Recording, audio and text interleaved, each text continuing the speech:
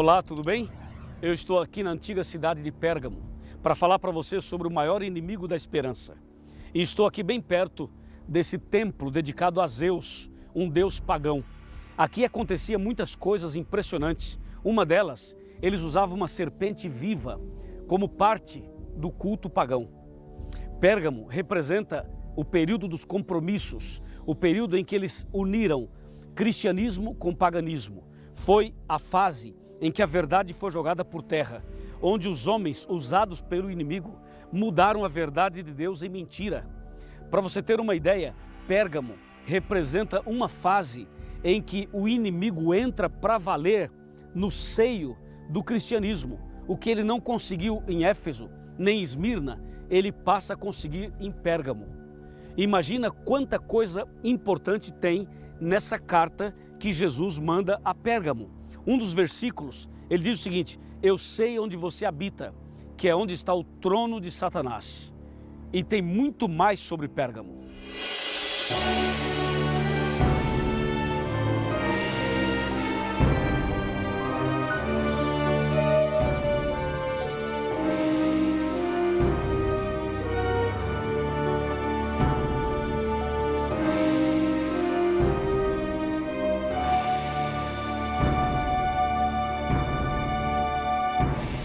Pérgamo representa um período que vai do ano 313, 323 até o ano 538.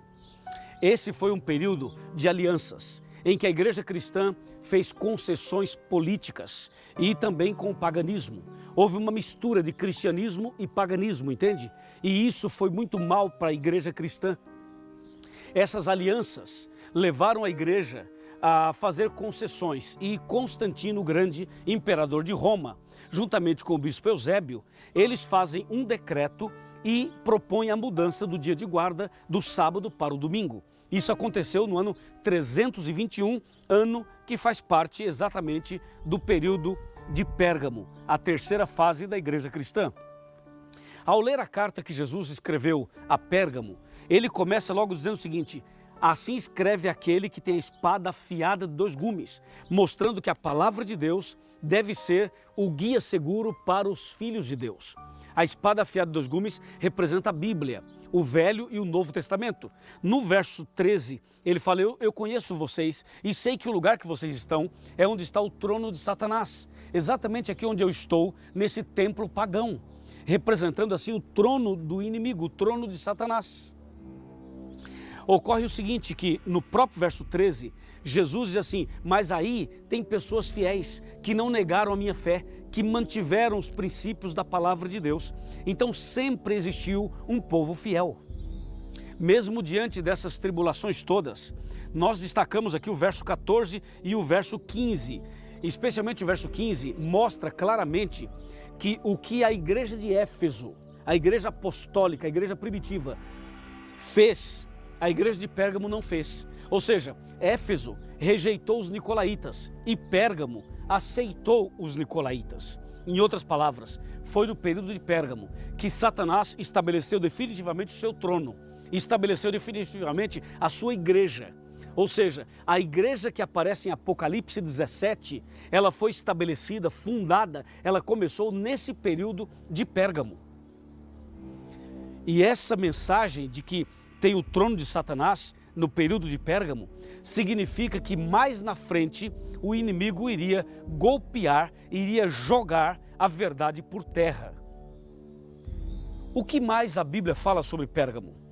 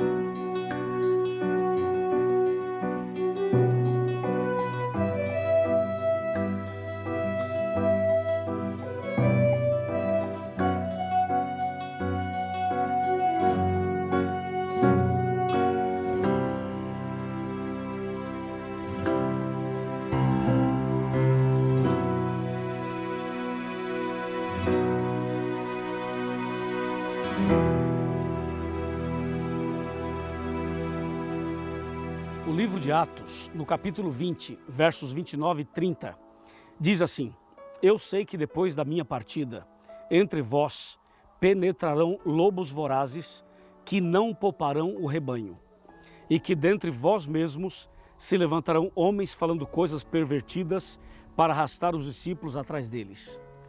Foi exatamente isso que aconteceu no período de Pérgamo, de 313, 323 a 538. Essa fase em que a igreja cristã se mistura, se une com o paganismo. Mas lembre-se que em todo esse período, Deus sempre teve um povo fiel. Deus sempre manteve a sua igreja fiel. Mas também, enquanto havia um grupo de pessoas que conseguiam manter os princípios da Bíblia, havia, por outro lado, um grupo de pessoas usadas pelo inimigo, que a Bíblia chama de lobos vorazes, que não poupariam o rebanho.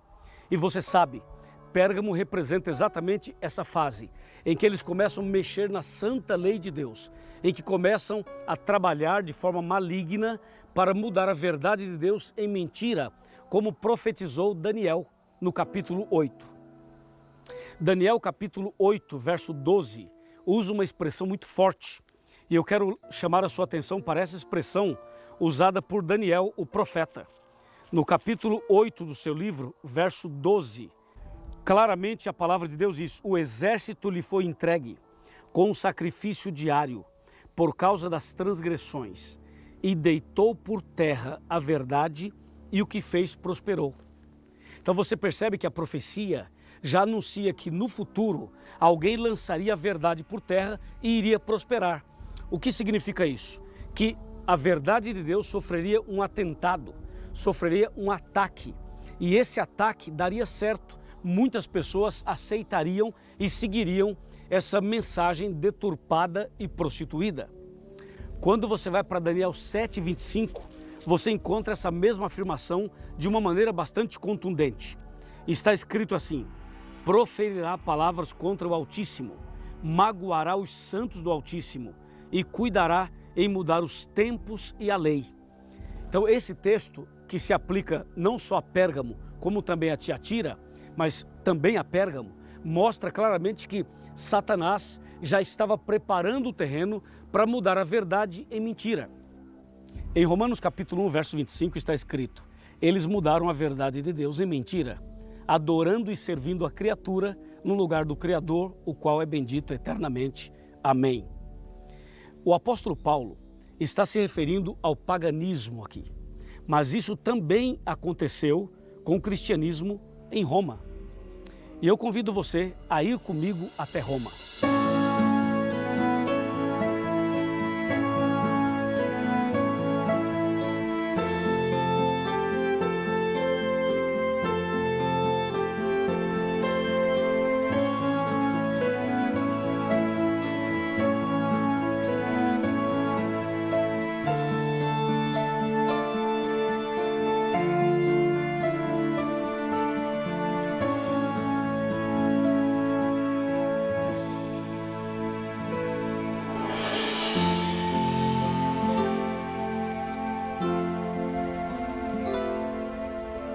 Aqui no livro de Apocalipse, no capítulo 2, versículo 13, está escrito: conheço o lugar em que habitas, onde está o trono de Satanás, e que conservas o meu nome, e não negaste a minha fé, ainda nos dias de Antipas, minha testemunha, meu fiel, o qual foi morto entre vós, onde Satanás habita. Esse verso revela claramente que o período de Pérgamo foi o período em que o maior inimigo da esperança entrou em ação. Durante o período anterior, o período de Esmirna, Satanás tentou destruir a igreja, tentou perseguir os cristãos e perseguiu realmente os cristãos. Mas, na verdade, os cristãos permaneceram fiéis. Agora, em Pérgamo, Satanás muda um pouco a sua estratégia e propõe alianças, propõe compromissos. E foi justamente isso que aconteceu. Satanás usou uma estratégia, levando inclusive o imperador de Roma a uma pseudo-conversão. Constantino se apresentou como um cristão e agora fez uma união entre religião e política, entre a igreja e o Estado. E essa união possibilitou com que eles armassem alguma coisa que mais tarde se transformaria na maior perseguição da história.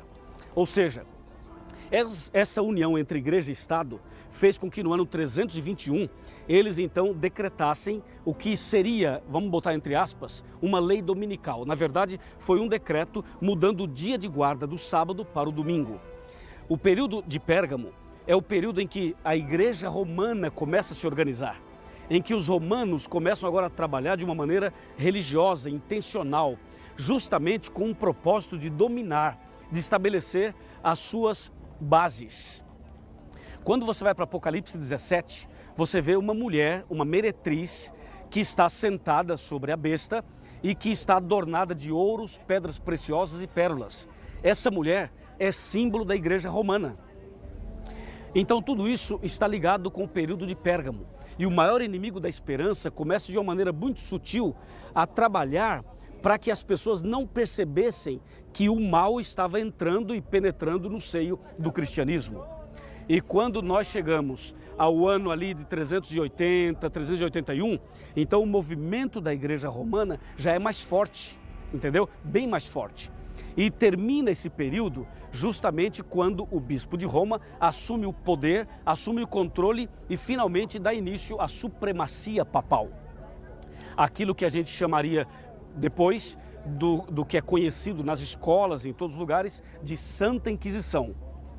Que aqui entre nós, né, de santa só tinha o nome, porque foi uma chacina. Aqui nesse lugar onde você está vendo, o Coliseu, foi um dos lugares mais terríveis onde os cristãos eram destruídos. No próximo estudo, eu vou falar um pouquinho mais sobre o que aconteceu aqui no Coliseu. Prepare o seu coração, porque nós estamos aqui em Roma tratando de um assunto que começou lá na cidade de Pérgamo e passou por aqui, ou seja, os acontecimentos, as pressões e perseguições passaram por aqui. O maior inimigo da esperança armou uma grande cilada para destruir os cristãos, mas Deus é mais forte e a verdade prevaleceu e os cristãos foram fiéis e a mensagem foi preservada até os dias de hoje. Se eles tinham o maior inimigo da esperança, nós temos a grande esperança em nosso coração.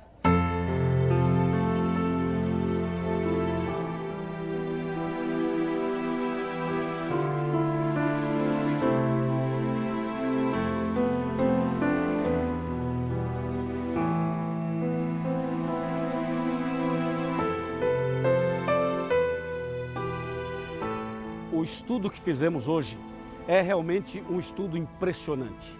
Essa mensagem tocou o nosso coração. Nós estudamos sobre um período da igreja onde as pessoas fizeram compromisso e alianças com o Estado e com o paganismo. Mas chegou o momento de você fazer uma aliança com Deus, uma aliança com a Bíblia, uma aliança com Jesus Cristo. Por isso eu estou aqui fazendo um convite, um apelo para que você venha fazer essa aliança, o compromisso verdadeiro com aquele que realmente é o nosso Deus, é o nosso Pai, é o nosso Salvador. Aqui no livro de Hebreus, capítulo 3, versos 7 e 8, está escrito: assim, pois, como diz o Espírito Santo, hoje, se ouvirdes a sua voz, não endureçais o vosso coração. O Espírito Santo fala conosco através da Bíblia. E nesse momento ele está falando com você. Enquanto eu prego, enquanto eu falo, enquanto eu faço o apelo, o Espírito Santo está aí, ao seu lado, trabalhando na sua mente, trabalhando no seu coração e chamando você a um compromisso verdadeiro e eterno com o nosso Pai Celestial. Abra o seu coração. Abra o seu coração para a Bíblia, abra o seu coração para Jesus, abra o seu coração para a verdade, abra o seu coração para o chamado que Deus está fazendo para você. Eu estou aqui em frente ao Coliseu, aqui em Roma, fazendo um apelo para você, no local onde as pessoas fizeram compromissos com o paganismo. Você precisa fazer o compromisso com o Deus Todo-Poderoso. É agora, amigo. Esse é o momento da decisão. Esse é o momento do compromisso, da aliança, da entrega. Não tenha medo, venha como estás. E eu vou orar por você para que Deus abençoe sua vida. Vamos orar? Feche os seus olhos, incline sua cabeça e vamos falar com Deus. Querido Pai, obrigado por essa decisão. Obrigado porque essas pessoas estão fazendo alianças contigo. Esse casal, essa família, esse homem, essa mulher, esse jovem, eu os entrego em tuas mãos. Derrama sobre cada um o Espírito Santo. Em nome de Jesus. Amém. Que o Senhor te abençoe e te guarde. Que o Senhor faça resplandecer seu rosto sobre ti e tenha misericórdia de ti,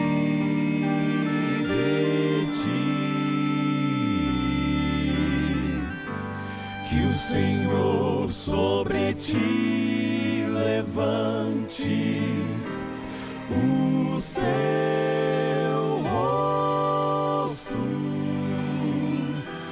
e te dê